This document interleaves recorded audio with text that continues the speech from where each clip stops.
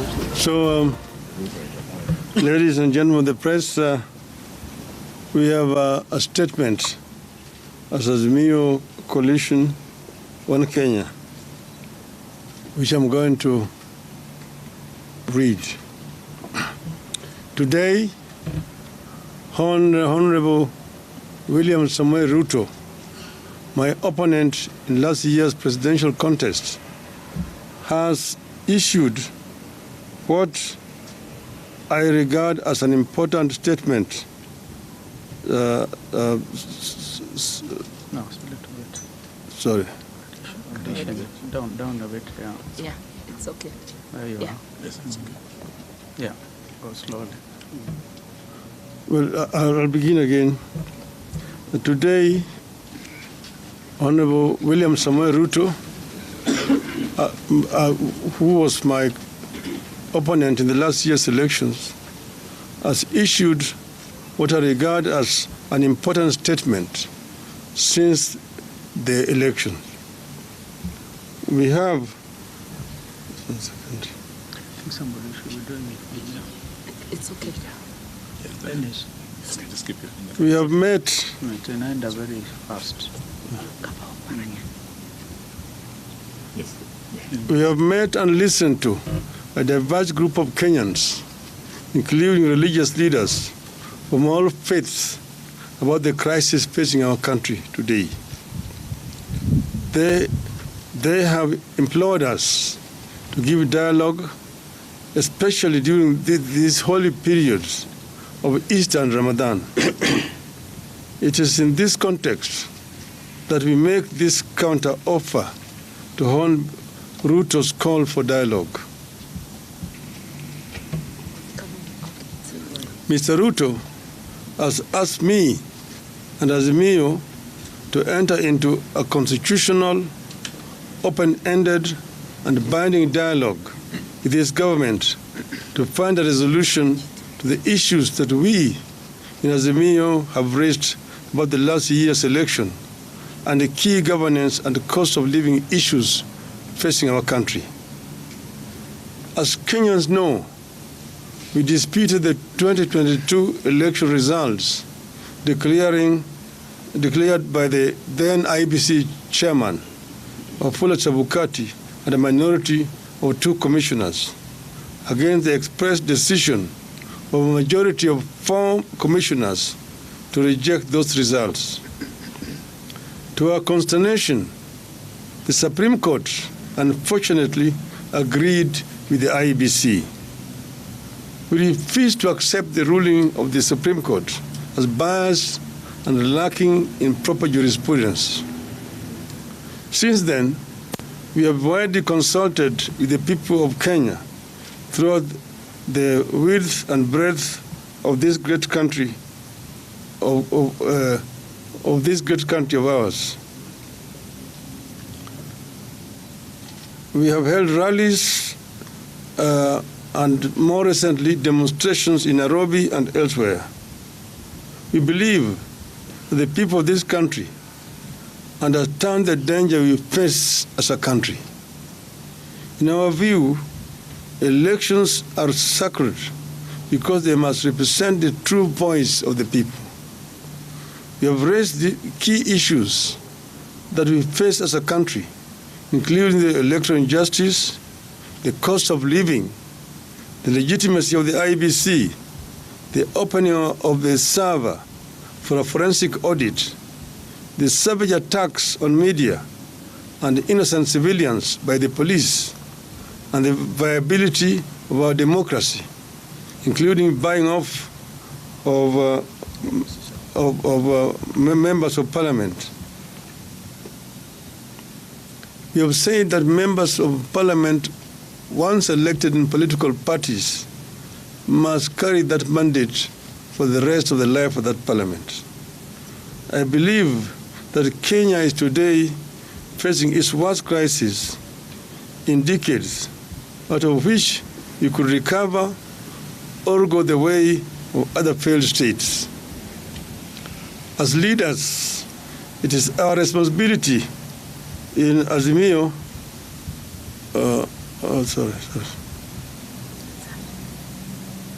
As leaders, it is our responsibility in Zimio la Umoja to save this country from the catastrophe.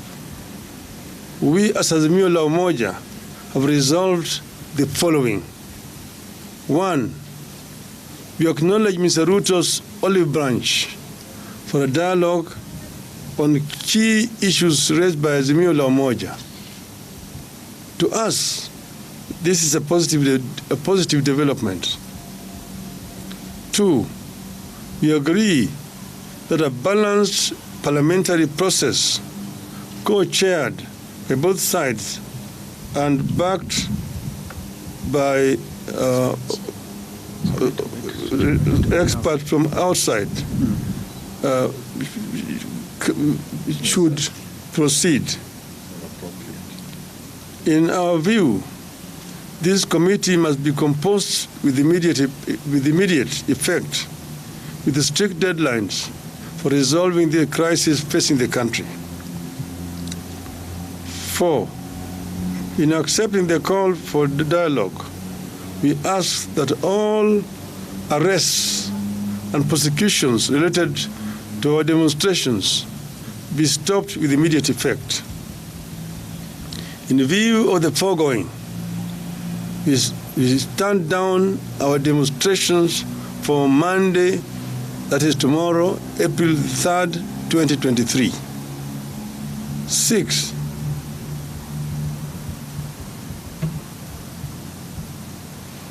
But in doing so, we want to emphasize that the rights to assemble, to demonstrate, petition, and speak are ironclad as provided for in our Constitution. 7, therefore, we reserve our rights to call for demonstrations should this process not bear fruit. Should there be no meaningful engagement or response from Hon Ruto to our counter-offer, we resolve to resume our demonstrations after 1 week. We have said several times that demonstrations, picketing, processions, petitions are enshrined in our Constitution, and therefore they are not criminal. We have also said that we as Zimio have never organized criminals to vandalize businesses of innocent, hardworking Kenyans. This is the work of our distractors. Our distractors have all the times tried to show these demonstrations as being violent and aimed at destroying businesses of other people. We want them to desist from doing so. And we want to underscore the point that demonstrations are a fundamental right of each and every Kenyan. Therefore, we would like to see other organizations, particularly human rights organizations, stand out and condemn these heinous acts which have been committed by the state. There have also been excessive use of force by the police. Police officers are meant to keep law and order. But if you find a situation where police officers are using live bullets against unarmed civilians, it is, of course, basically a reckless police force which wants to cause life, which they are supposed to protect. We actually protest in the strongest terms possible about this violation of the fundamental rights of our people. We say that we are ready to embrace dialogue and that we will engage as long as Mr. Ruto and his team are ready to engage. We as Zimio are ready because we want a peaceful resolution to the differences that we are having in this country. We want to strengthen our democracy.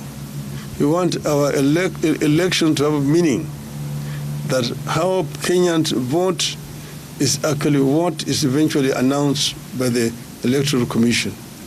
And we have also said that we do not want to see the 4 commissioners who had said no to be sacrificed. We want those commissioners to be reinstated so that we can be able to move in as a country in a one and a united way.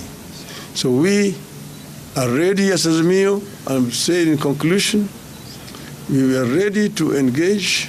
We will engage without any kind of coercion in whatever way. And this process could start as early as tomorrow. I thank you. Thank you. Thank you.